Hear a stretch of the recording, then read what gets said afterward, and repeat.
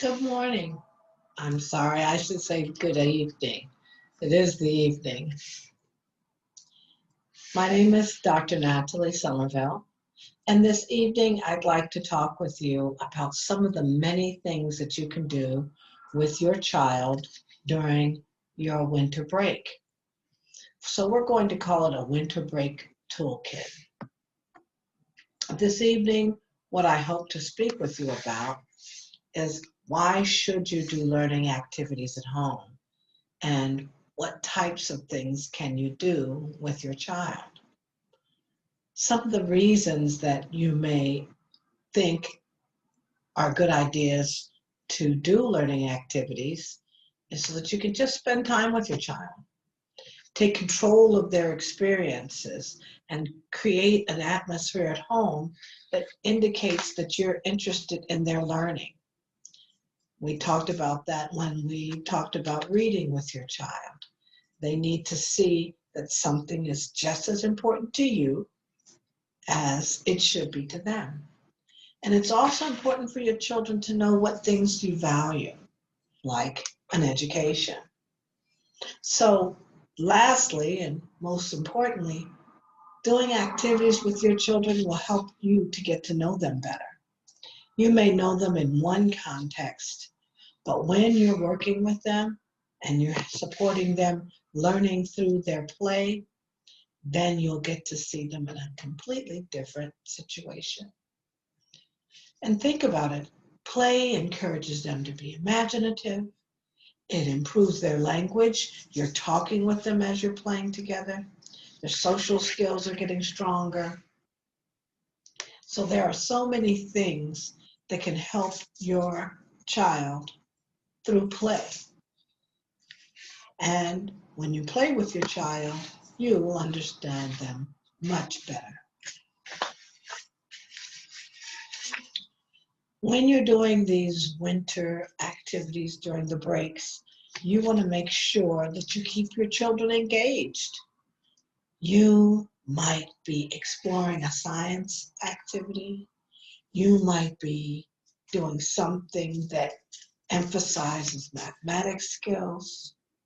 You may be doing something that strengthens their feeling of self and their value to you.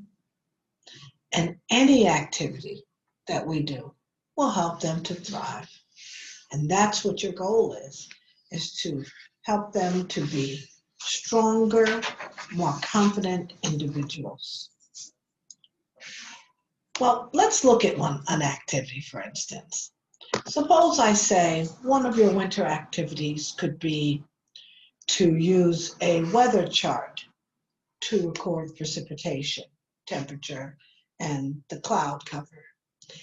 Imagine your child's excitement as they jump out of bed in the morning, look outside the window to see what is the weather for the day. And you have taken and made this an important aspect of their learning, something that we as adults take for granted. Now your child is getting up and looking outside, and you can have a weather chart that you work with together. And I feel that this is a very simple chart, very easy for the children to understand. If you notice over here, we have where they're going to talk about the temperature. It's either very hot, which is indicated in red, and you can tell them red like hot like the volcano. And then very cold is purple. And then all the words in between. Look at the language development. We're talking about it being very cold, cold, just cool, it's warm, hot, or very hot. And then the children can look outside and say, they see some clouds and sun, and they're learning. We call that partly cloudy. So what you can do is have this chart printed, and for each day, go through the chart and identify what the child sees outside the window and talk with them about what those different pictures represent.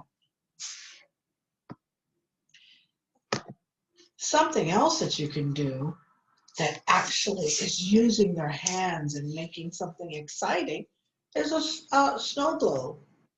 Inside of a snow globe, you can just take any type of jar that has a lid and you can put figurine in it, some glitter, sequins, some clear water or clear glue or water, and the child is building something with you that's representative of what's going on outside.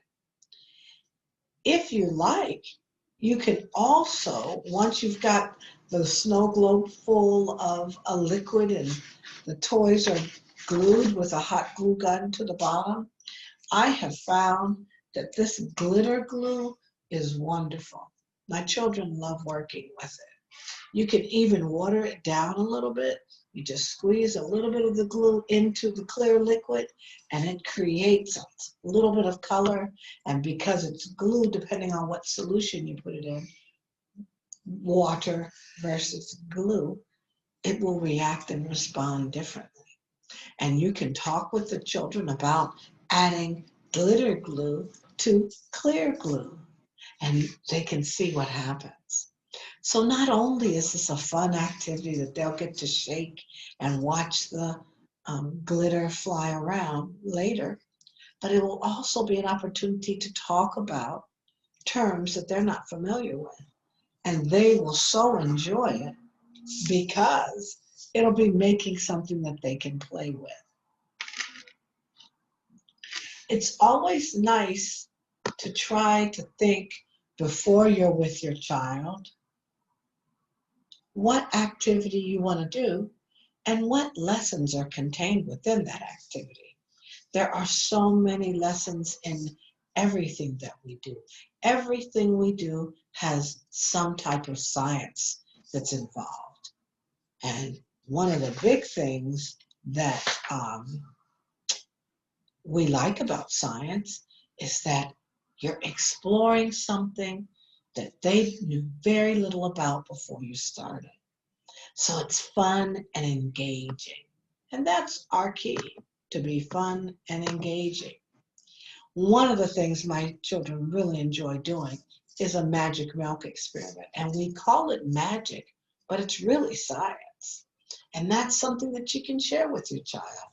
You just take a little bit of milk and you mix colors and you use dish soap. And because of the different chemical reactions, you get a really amazing display of color. And if you'd like, you can, in preparation for this, you can read on the internet, just about anywhere, why does that milk experiment work? Why do we call it magic? And I just had to go through the internet, grab a small paragraph from a reliable source, and then I can sit and talk with my children for at least 10 to 15 minutes. And they love that because they're learning something that they didn't know before. And then you can see, well, let's super saturate it with the soap and see what happens. And the children can predict and they can learn that word and they can enjoy playing with what you might not normally let them play with. And sometimes that's what makes this type of play fun. How about some salt painting? I love this activity. I love it because it's got such a great texture and it has such an amazing impact on the children. You can draw anything. I suggested a snowflake because it's the winter. And you can use white glue. And then once the drawing is done in the white glue, you just sprinkle salt onto the design. And once you've got all the salt on that you'd like, you gently shake off the excess, and then you can use watercolors. You dip the watercolor and touch any part of the design where the salt is, and the children are amazed as they watch the color spread throughout the salt design. Now, even if they're not fascinated that the salt is absorbing or soaking up that water, they will love the colors that are created. And they haven't made the design on the paper with the brush, they've made the design with the glue. And then they've solidified that design by adding a sprinkle or two of salt and color, and it's fascinating. And they like thinking of that as something magical. Baking cookies is never boring. What's wonderful about it is that when you're baking with children, you're using a lot of skills. Baking is science. It has a lot of math in it, but you can also look at the colors if you're using some type of candy drop to put inside your cookies. You can talk about different types of nuts. You can bake cookies or bread, a sweet bread with pecans, and then show them walnuts, and then show them almonds, and they can decide. You can talk about a whole nut, and then you can cut that nut and chop it into smaller pieces. So the children are learning how to identify parts and pieces of things. You can also help them by letting them do all of the measuring for your baking. What I find is fun is to have, for the younger ones, to have the things pre-measured. So if you need a quarter cup of something, you've already got it in a quarter cup. But what you do is you teach them, this is a quarter cup of flour, and this is a half cup of sugar, and they're learning quarters and halves and wholes, which are fractions. But you can tell them, if I need to make a cup of flour and I only have this 1/4 cup, I will have to do how many to get a full cup? And those types of things with counting and measuring, uh, adding, multiplying, if you're going to make more than one batch of cookies. So I think it's very interesting for the children. And as they get older, they can perform more of the activities inside your kitchen. They can learn to measure. They can follow the directions. I take a recipe and I write it in simple language. And as the children get older, they can learn to actually follow the sequence, following the directions of how to make an activity that they get to eat later when it comes out of the oven. I always like to save and use simple materials so that I'm not worried about what the children do. If they make a mistake on a paper plate, I just replace it. But what's nice is that the paper plates can be turned into so many things. And one of my favorites during the holidays is to take a paper plate and to cut a piece out of it. Now you notice on this plate, I left this center in because what I like to do is write the child's name or the year. And what you can do is you can see from year to year how this child's creativity has morphed.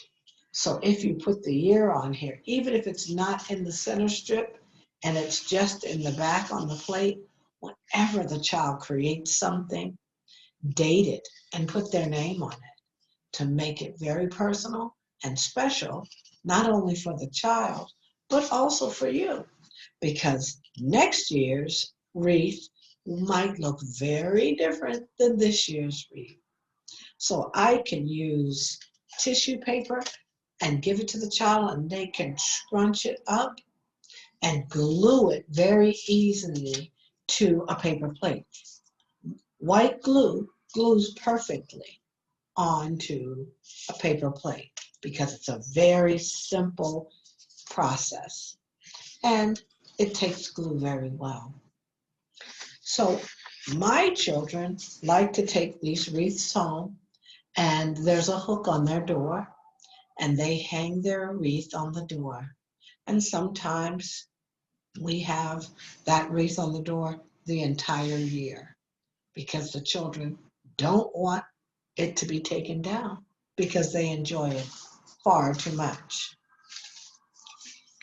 Well, I've talked about a few things, but what I want you to think about is as you're entering the winter break, there's so many things in your house that already exist that you can use with your child to do a learning activity. The most important thing is to think about, what do you want them to learn? What would you like for them to get out of this activity?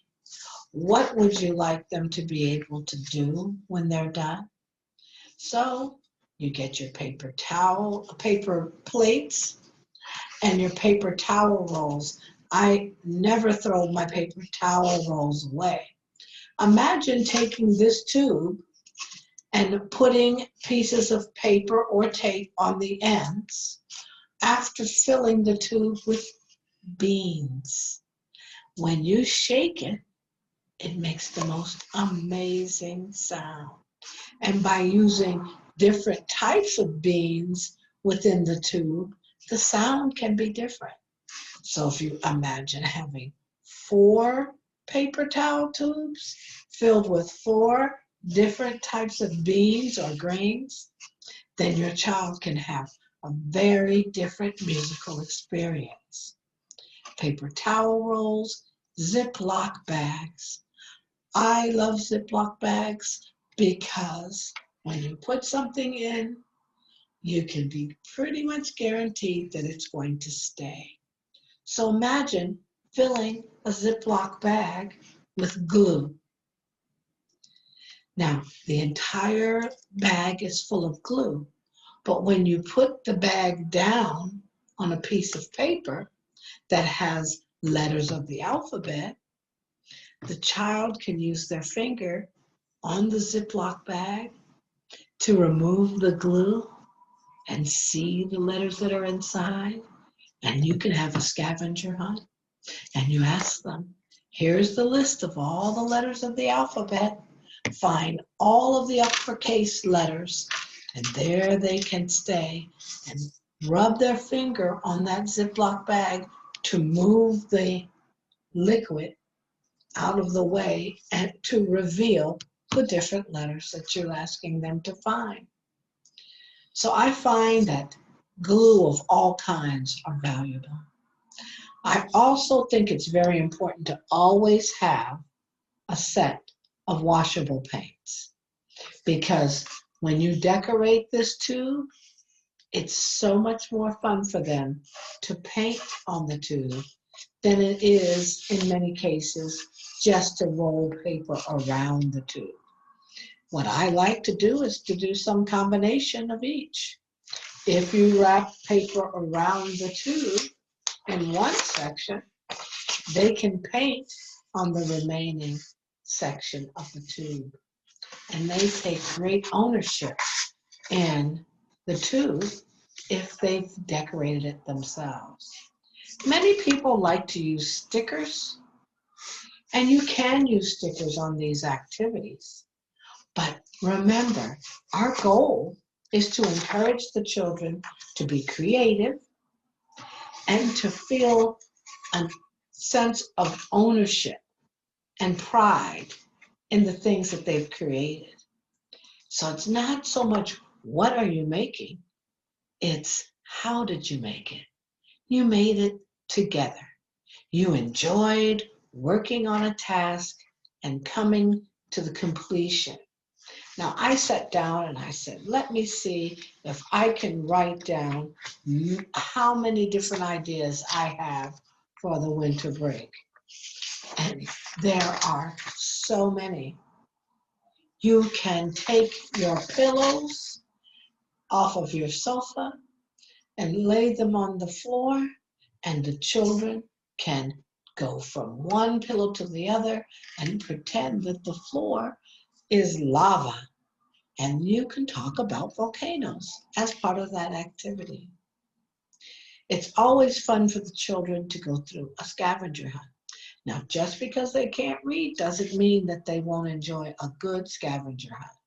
You just might want to do a scavenger hunt using photos. You may even take a picture of what you're hiding with your cell phone before you hide it, and then you and your child can look at the photo on the cell phone, talk about what the item is, and predict where you think that item might be hiding. Something I probably should talk about when I haven't yet. There are so many things that you can do with straws. I sometimes cut the straws and we string them on yarn with beads. But you can also take a straw and put a pom-pom on a table and have a line and have a race. And your child and you can blow the pom-pom and try to blow across the finish line. Who will be the success in getting to that edge? Probably your child. And they would enjoy that. You could do so many things with straws, pom-poms, glue, paper products. Just remember, it's not that you're trying to make wonderful pieces, objects of art. You are trying to do activities that will make your child engaged and let them have fun, all the while learning and having a good time with you during their winter break. I hope that I've given you some good ideas that you can use over the winter break, because I believe that active hands indicate active minds, and active minds are forever growing. Thank you. Thank you for your time.